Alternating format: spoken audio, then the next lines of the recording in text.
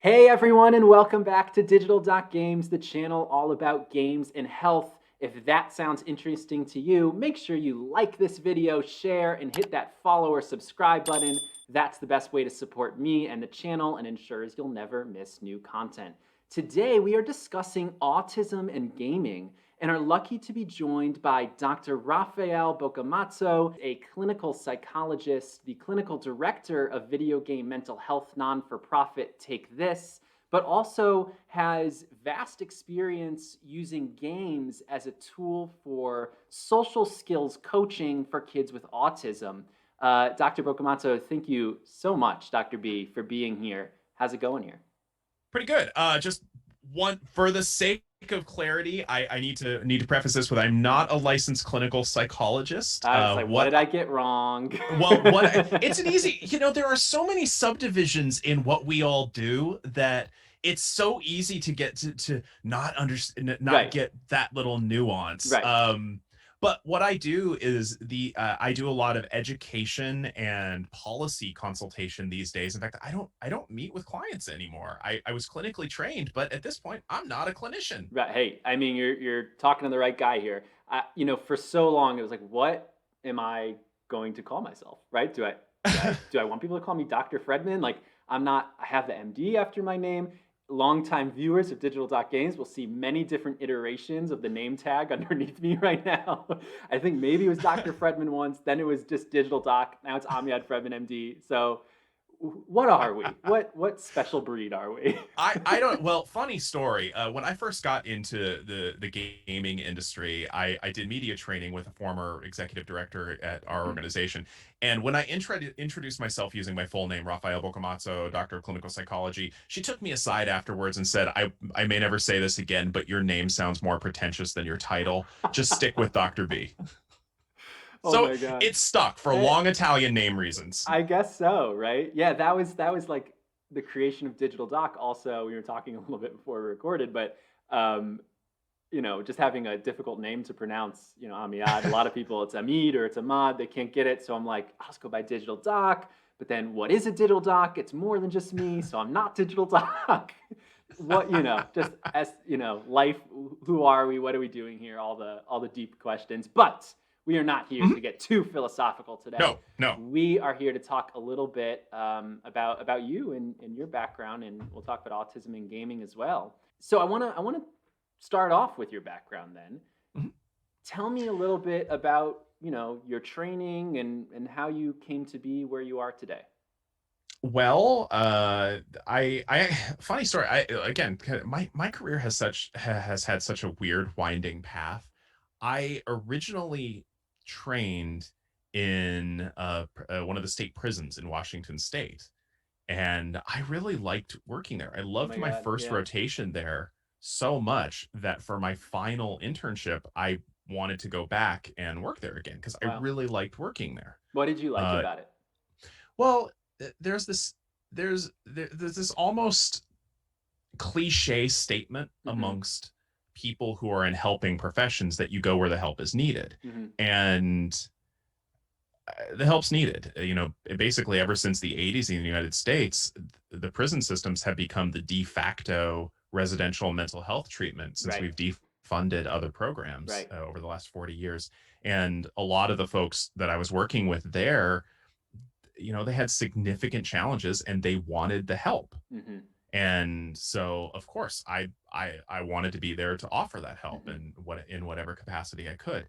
And so I loved working there, and after I graduated I interviewed for a job there, and largely due to my own autism I got extremely wigged out and nervous in that interview process and tanked it Wow. Wow. so badly. So the first turn comes up of the Oh, of your career. Oh yeah, that was at the time a nightmare of an interview Right. because of my own idiosyncrasies, and in retrospect, hilarious. So my career took a strange turn. I had to earn postdoctoral hours in a different place, in a different way. So I started an extremely part-time supervised practice Mm-hmm. in the Seattle area, and while I started volunteering for this organization called Take This, Right. as well as working for aspiring youth as a social skills coach. Hmm. And very quickly, I actually immediately I was hired on as a social skills coach in their Dungeons and Dragons social skills groups, because I played D&D for, gosh, almost, yeah, 25 years now. Yeah. Yeah. So, I mean, how did that come up? I mean, I guess you had told them you played D&D, and I mean, who kind of married that together? Well, so a former intern of theirs who I trained with, who I'm friends with, I had this genius idea one day Yeah. at a different internship, and I called her up and I was like, I have this idea Yeah. that we can take therapeutic contexts and apply them using role-playing games, because role-playing games aren't new to therapy, right? And Right. I thought I was just this brilliant, innovative guy. And after she was very kind to let me go on this like 10-minute rant, Yeah. and she said, okay, that's cool, we're already doing it. Okay. Wow, that's And cool I'm like, though. wait, That what surprises what what? me. Yeah. Well, and that seems to be what a lot of that seems to be the story behind a lot of folks who with the exception in the last couple of years where the internet and Twitter are getting a lot of us connected, a lot of folks thought they were the first to invent this idea, Right. when in fact there have been a bunch of people doing exactly this, utilizing therapeutic or learning interventions with role-playing games as a delivery system. Hmm. So she kept me in the back of her mind when she left that organization, and when some other folks left that organization, and she said, hey, you just graduated, Hmm. you need a job? And I, yes I do. Right. And Right. so they signed me up, and eventually I became, I think, Lily. It's kind of a disparate organization, Yeah. and with a lot of different quirks and a lot of wonderful ways. And I very quickly became the lead facilitator for their Dungeons and Dragons program. Wait a minute. You're telling me you didn't make them call you Dungeon Master? No, no, no, no, no, no, no, God, no. To me, I No, mean, that'd be pretty great. nah, no All right. titles. Ti- You're too I modest. You're mean, too modest. you know this. Titles lose their appeal really Yes, quickly. yes, That that's true. it's like, okay, cool, awesome. Right, right. No, I mean in my own like I don't think I like talked about like my day job so much on this channel. Sorry, I'm slowly turning into a tomato on camera, so I'm upping my I don't know why it does that sometimes. I'm not sunburned. I used the right sunscreen. Um, but you know, I'm chief medical officer of a new startup. And a lot of people say, "Wow, like you know, like that's awesome. You're just out of medical school. You're at CMO. Like that's so great." And I'm like, "Yeah, like totally. Like I'm also the co-founder, so I get to call myself whatever I want." Well, yeah, and it would, when I started with Take This, I mean, we still only have two full-time employees, and I'm one of them. Yeah. And so it's like, oh, you rose through the ranks. I was like, I was the ranks. Right. Yeah. So There's that's nowhere to go. you make it up as you go. So that's really interesting. So Yeah. you started working as now I already forgot your actual title, I was a facilitator of a Dungeons and Dragons social skills group at Aspiring Youth, and eventually I Mhm. became the lead The facilitator of the lead Dungeons facilitator. and Dragons program. Yeah. So like what was it about games, role-playing games, and social skills? I mean, what's that relationship there? Well, it's one of those things that once you lay it out, it seems so obvious that it's shocking that nobody did it sooner. Mm-hmm. That it's really shocking that this has only come into prominence coming into prominence in the last 5 years or so. But role playing has been a part of learning and mental health techniques for basically since the first formal therapy was created. Hmm. That the idea of imaginal practice for various things has always been there. Rehearsals have always been there, and there's an understanding on top of that play is an essential developmental milestone. It's a way that children and teenagers and even adults, that we rehearse different skills of how to be in the world once we externalize those skills. And so it when you think about it like that, it's not that much of a leap to think that this game, whether any tabletop role playing game, whether it's Dungeons and Dragons, whether it's GURPS, whether it's for younger kids, No Thank You Evil, any one of these games could be a vehicle for practicing some of those real world skills. Right, right. And so I don't play tabletop role playing games. I've the only one that I've like played was like back in the day when I was a kid.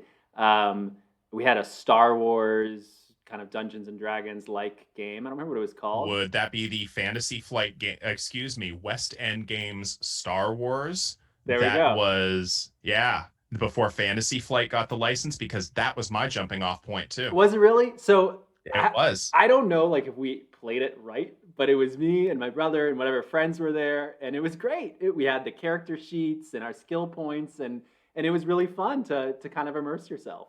Then you played it right. If Okay, you cool. had fun, you played it right. There we go. If we had fun, we won. That's what I always say with my friends. I was just like jumping totally on to a tangent. I was watching Gary Whitta's stream a couple weeks ago. Do you know Gary Whitta? He's Oh yeah. Okay. Nice guy. Yeah, yeah. Oh, you know him. Oh, we've met. I So- wouldn't say I mean, yeah, Gary and I were like, no, we're not. You're like, Gary, get in here. He's talking about you.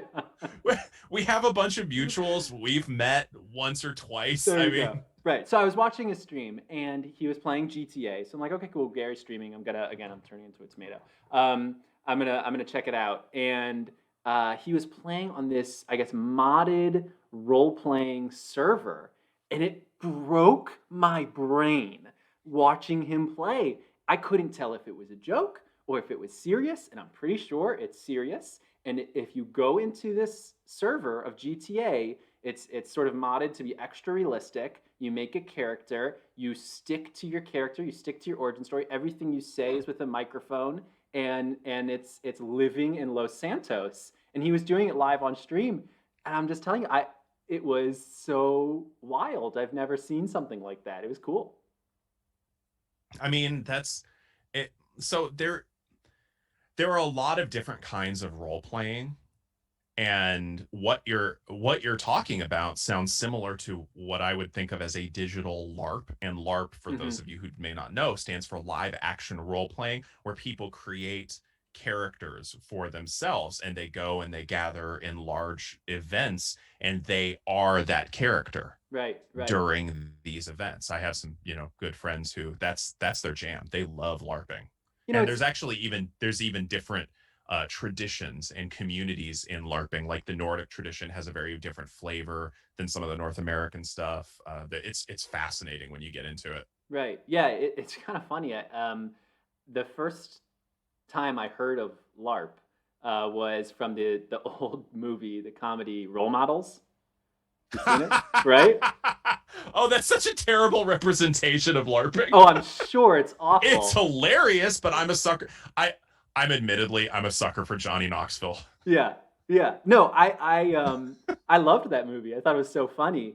But it is interesting it's so bad, but so good, right? But one of the I feel like I'm already talking myself into a corner here, and you're just gonna shake your head. You're like, you come on. But one of the characters in that show, the whole idea was he was really into this. It was obviously very, very extra, but he was someone who had poor social skills and wasn't able to function so well in that way. And this game sort of, again, very extra, very unrealistic in that way, but the message of him connecting in that way. Yeah, I liked the event. I liked the hopeful end of that this hobby as a method of connecting. What I didn't dig is the once again very stereotypical portrayal of those who would engage in something like that as social outcasts, rejects that completely lacking in any sort of grace or social nuance. Right. And they are relegated to this sort of LARPing because that's all they get. Right. Right. That I didn't dig so much. Right. No, 100%. And that's, I mean, it's a dated movie at this point. So, Oh God, yeah. yeah, yeah. And I It's not, I think mean, it wasn't a sophisticated movie to begin with. didn't it, I'm pretty sure it won, it took home all the awards that year. None of them. So, you know, I want to go off that point a little bit of who role playing games are for, because this is not an area that I'm very knowledgeable about. But you Hmm. do host, or you're part of this clinical role where you're playing Mhm. Dungeons and Dragons with Yeah. other clinically minded Other folk. mental health types. Yeah, yeah. So it right to your point, this is something for anybody. Yeah, it is. It is something for anybody because it's as a buddy of mine who's an indie RPG creator in the Seattle area, Todd Downing, says, it's let's pretend for grown-ups. Right, right, Okay. It's all tabletop role-playing games are is collective storytelling. If you ever enjoyed improv games in, high school drama class where you right, got to create something on the spot, that's basically what it is, just with more established, agreed upon rules. right, And so I think most people like that sort of collaborative engagement, especially if it's something where they can feel empowered or a part of the story that they're creating. And right. that's really all role playing games are. Right. So going back to sort of using this for social skills coaching, you talked a little bit about how role playing's been used in therapy for a very long time. This is nothing new, and you know the actually identifying and becoming a different character, taking on a different persona, challenging yourself in that way. But I'm curious because the other side that you sort of just touched on is that strategy and that teamwork. How do you see that as beneficial? I'm guessing, putting words in your mouth, but beneficial for that group of people. What you mean, those of us on the spectrum? Yeah, yeah, kids with autism, adults with autism. Yeah, Well, well, I I have I need to preface this with I have a love-hate relationship with the idea of social skills teaching for autistic kids hmm hmm because very often social skills are taught in a way that are where we are taught to be non-autistic. And there's more and more research to the idea that that's damaging, that the idea of essentially training those of us on the spectrum to not be on the spectrum would be akin to asking a Linux computer to be Windows. Because so that being said, I think there are a lot of really good social skills teachers out there who recognize the idea that those of us who are autistic, we are on a different operating system, and instead of teaching us to not be autistic, they teach us skills to interface with, again, going back to this idea that we're Linux in a Windows world, going basically teaching us interface skills. And I got to say that I think the aspiring youth program's done a fairly good, really good job, from what I've seen over the years, of teaching those interface skills as opposed to teaching people to not be autistic. Um, so that caveat in mind, the skills that people get out of this sort of collaborative storytelling, especially with a really good facilitator, if we think about the things that are involved, I mean, it's synchronous communication skills. There has to be a degree of emotional and behavioral regulation in order to be part of the team. There has to be various skills developed in both verbal and nonverbal communication in order to effectively navigate within the scope of the team. There has to be impulse control in terms of what we're going to do for the team with the team. Um, Definitely frustration tolerance. if somebody does something unexpected, flexibility in developing executive functioning skills for dealing with changing social situations within the context of the game. But what's cool about it is within the context of a safe framework of the game. And so it gives the opportunity to make mistakes and roll with those mistakes, learn from those mistakes, and even fix those mistakes in a fairly consequence-free way that is not present in real life. You know, if I go and I throw a rock at my boss, there's going to be very definite consequences in real life. Whereas that may just present a learning scenario within the context of a role-playing game, or somebody's just having fun and they're being comical in a way, they're living out a fantasy in a way that's relatively consequence-free. And so there's a degree of escapism there that can be incredibly wonderful as well. We get to live out fantasies in an empowering, fantastical way. Right, right. Oh, that was so insightful. Thank you. And it just reminds me of another point that's been made on this channel before in a past interview. You know, the topic always comes up, right? And you're good friends with Rachel, so you know it well, of violence in video games. Come on, we're going here. No, so I will get on a soapbox if you want. No, we don't need to. There isn't a link. Come on, people, listen to us. We have letters after our names. There's decades of research behind this. Yeah, yeah. But one interesting thing is that people, you know, have this gut reaction, like, oh, in GTA, you're killing, you're doing these bad things, you're running people over, all these things. When I spoke to Dr. Kent Norman, who taught a psychology of video games course at the University of Maryland, you know, I asked him, I posed the question to him, and he said something similar to you, which is, no, like, that's a good thing. Like, this is a safe environment to try out new personas that you know aren't acceptable in the real world. But here's a safe place for you to try that out, and then you can learn something from that. But when it goes off, it can go off, which I think is really, really valuable. So I'm glad that you brought that up again. Yeah. And there's really something, there's also a degree of distraction to that as well. That, I mean, I can do stuff in a role-playing game that there's no way I can do in real life. Right.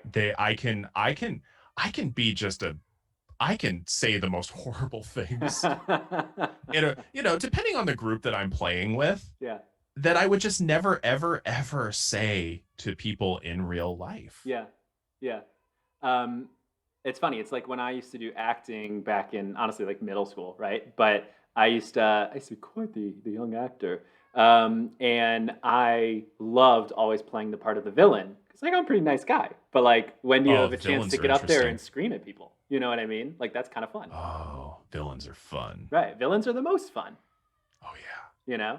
Even though in video games, which is kind of interesting, I always play the good guy. Like in Infamous. Oh, yeah. Like, doesn't matter how many times I replay that game, Cole is good. I have to be good. You know what I mean? I have done the evil run-throughs of like Knights of the Old Republic. Or Jade Empire. Right. And it just was a strain on my soul the entire time. Yeah. Just making the decisions I know were like morally reprehensible or hurt people. I'm like, oh, but I'm a completionist. I've got to try this with an evil run through. It was so difficult. Right. No, I totally relate. I love this interview so far, I just have to say, because it's so fun because we have this like thread that we're following, but we get to jump off in these exciting places. Oh, yeah, those are the best interviews. This is so great. So going back to our thread, did you find was there a moment sort of when you worked with these kids that you saw something click, something, a light? Yeah. Oh yeah, lots of moments. And most commonly, without getting into too much of the theoretical stuff of like frame analysis and whatever have you, one of the most common challenges that people had I have a screaming child upstairs, so it's only right that you have a dog as well. Okay. Um, so one of the more interesting challenges that a lot of the teens I used to work with had was a very I don't want to say stuck, but very resistant literal mindset. Even resistant doesn't quite do it justice, because I don't want to portray this as a pathology, but they just had a very set way of viewing the world. And the idea of quickly switching that from this very everything is literal, people mean what they mean and so forth, to this idea that we are pretending, and yeah, you're you but you're not you, kind of moment, where they could love you as a person while still being angry at your character, and being able to switch between those mindsets. It was a challenge for a lot of the kids we played with, and it's an essential skill for developing that safe framework for practicing various skills. The idea that the character is not me but it is sort of me, kind of, it's a weird thing. Right, 100%. But there were a lot of moments, these aha moments, where we could see that that finally kicked in, or clicked, or me mixing I think it similar works, right? Clicked in. idioms. Wow. I Okay. could visualize, I can hear that click. That makes sense to That me. click in. Yeah, Yeah. no, that I'm just mixing things here. But these aha moments where that happened, and suddenly they had a lot more freedom to explore the character, or try out different behaviors, or practice different things within that safe environment of the game. And I think this happened a couple times, so it's not particularly identifying of any one or two people, but there were moments where we had one person just like stand up from the table and in character scream insults at another person's character. And it's a tense moment because maybe one of these people isn't the best at not taking things personally, but there were moments where they would just scream insults at the other person, and the other person would stand up and scream insults back in character.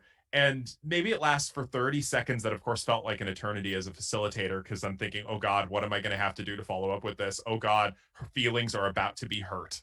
And they after about 30 seconds, everybody just starts laughing because they realize this is the characters talking. Wow. And in a couple of those cases, those people, those teens ended up being friends out of the groups, even though their characters hated each other, and they bonded over that mutual hate. Wow. That's awesome. That's such a powerful image. That's such a powerful image. And really, I think demonstrates the value there, to invoke that emotion and that passion, but that connection as well. That's pretty cool. Do you Well, there think? has to be trust. Right, And right. that's, I mean, it's, you've mentioned acting already, and one of the similes I use when it comes to Dungeons and Dragons especially is, you've got a dungeon master who's running the game. Okay. And the dungeon master is essentially the director, the writer, the producers, the lawyer, the marketing folks, and all of the background actors. All of the characters are the lead actors, and there has to be a considerable degree of trust between everybody Hmm. in order for any sort of good storytelling and character exploration to occur. And in those moments, we saw that trust was there, and that understanding that the actors are different than the characters. Right, right. Really interesting. So this is a different kind of subject for digital dot games, because we've talked about some video games here and there, but we're talking about a different type of game, which is a Mhm. tabletop game. And it again, I'm not so knowledgeable on tabletop games, so it's actually really cool for me to hear how much that in person, everyone sitting around the table, is playing an effect here. Um, do you think that is there something different that a more traditional video game digitizing this experience a little bit? Is there something different that offers, or do you actually prefer to keep it around the table? Well, I mean, I think one of the major differences is the more limitless sense of agency. And so when it's a video game, and of course, video games in the last couple of years are vastly more complex than video games of even 10 years ago or 20 years ago.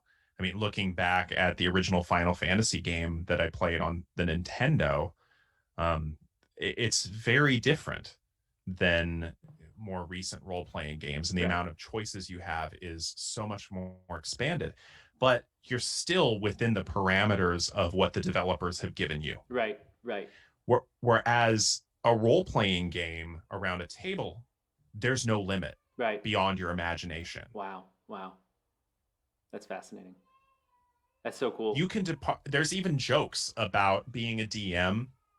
There's a, and this is so contrary to the satanic panic stereotype of what being a DM is. Because I mean, if you look at some of the moral panic articles from the 80s and early 90s, especially about what Dungeons and Dragons is, Yeah. there was talk about the DM having hypnotic Oh control my over God. their players, when in reality, the DM experience is more often your players have spent 45 minutes because they think there's traps in this room and they're exploring this room, and you are so trying to get them to go through the Right. freaking door Right. because Right. there's a plot point in the next room, and for 45 minutes they have not done it, Right. and you just, if you didn't drink before, you want to now. It's that's really the experience, because Yeah. your players have so much agency, they can completely derail any of your plans. Right.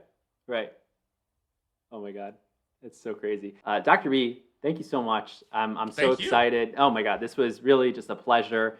Thank you everyone for watching. If you want to continue the conversation, we do now have a Discord, so I'll make sure to post that link in the description below. Make sure to like, comment, share. My favorite part of doing this is getting to talk with you guys. So don't be shy. Get in there. I'm really good with responding. Usually respond pretty quickly. And thank you so much for being here. We'll see you next time on Digital Games. Bye, everybody.